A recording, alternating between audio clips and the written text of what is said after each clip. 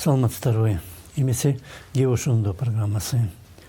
Аларча резиденциясында бүгін премьер-министр жана президенттин милдетин аткаруучу Садыр Жапаров Кыргызстанда иштеген чет өлкөлүк дипломаттарды кабыл алды.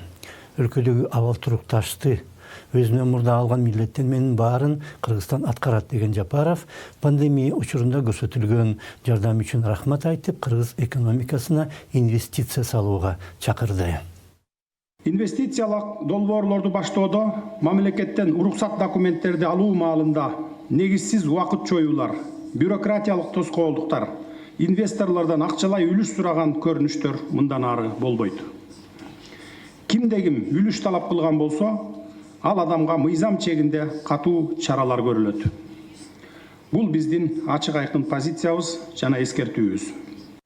Акыркы күндөрү Жапаров бир топ ар башка жыйын жолугушууларды өткөрүүдө жана аларды жаңы бийлик менен Жапаров өзү легитимсиз деген кээ бир эксперттерге берилген жооп катары бааласа болот. Ал укукчулар Конституция менен башка мыйзамдар кынтыксыз аткарылууга тийиш болчу дейт. Бирок 5 октябрдан кийин түзүлгөн абал өзү антиконституциялык болбоду. Жапаровдун жыйындарына чакырылгандар келип жатканы болсо, анын легитимдүүлүгүн жогорулатууда. Мисалга, илим күнү менен байланыштуу 11 ноябрда Жапаров Илимдер академиясына барып, академиктер менен профессорлор алдында чыгып сүйлөдү. Академия каржылык жардам убадалап, ал болбогон акчага илимий изилдөө жүргүзүп жаткандарга жылуу сөздөрүн айтты. Мурдагы президенттер анткени эмес. Атамбаевдин учурунда болсо, академия таптакыр жоюлуп, бизнестин курмандыгы болуп кете жаздаган. Эртеси 12 ноябрда Жапаров Биздиктүү улут өнүккөн өлкө форумунун ишине катышып, анда кыргыз жараны деп аталган иденттүүлүктү өнүктүрүү концепциясын бекиткенин жана Кыргызстан Калкы Ассамблеясы кайрадан президенттин алдындагы уюм болоорун билдирди. 2010 жылдын июнундагы каргашалуу окуялардан кийин ассамблеянын макамы 2013 жылдын декабрында кеңешме уюм дегенге чейин төмөндөтүлгөн. Жапаров июнь окуясына да токтолду. Дүйнөдө бир да өлкө мындай коркунучтан кепилденген эмес. Элибиздин кемеңгерлиги, тынчтыкты, ынтымакты, негизги баалуулуктар катары тутунгандыгы бизди бул кырдаалдан жеңил алып чыкты.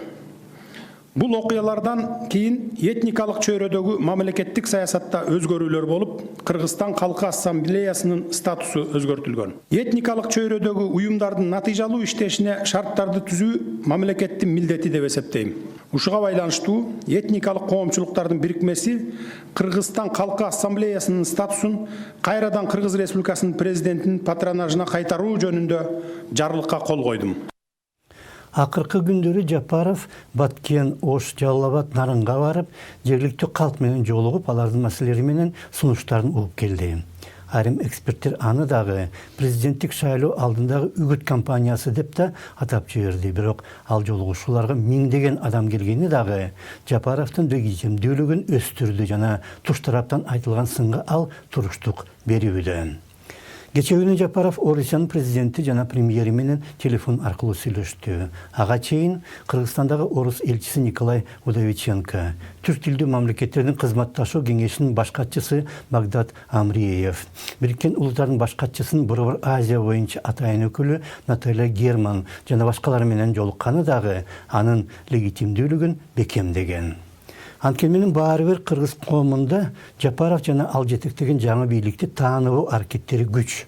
Жана Жапаров өзү да ал тууралуу айтып, аны кайсы бир күчтөр жана алардын артында турган мамлекеттердин каралоо аракеттери деп түшүндүрөт. Бийлик эч кандай революциясыз эле алмашканы албетте жакшы болор эле, бирок 5-6 октябрдагы окуяларды Жапаров же анын тарапташтары уюштурган жок да. Октябрдын 5-нен 6-сына караган түнү провокациянын айынан Ак үй талкаланды. УКМКнын башчысы менен ички иштер министри качып кеткени да көптөгөн суроо жаратууда. Бирок анын баарын ким пландаса дагы, алар Жапаровду бийликке алып келүүнү көздөгөн эмес. Тек гана алар түзгөн абалдан Жапаров шамдагайлык менен пайдаланып кетти жана ал күчтөр ошондуктан Жапаровду эмгиче тааныгысы келбей, мыйзамдуулук тууралуу айтууда. Жапаров болсо аларды туз жалатып, легитимдүүлүгүн улам жогорулатып баратат. Кеп ошондо саламат калыңыздар.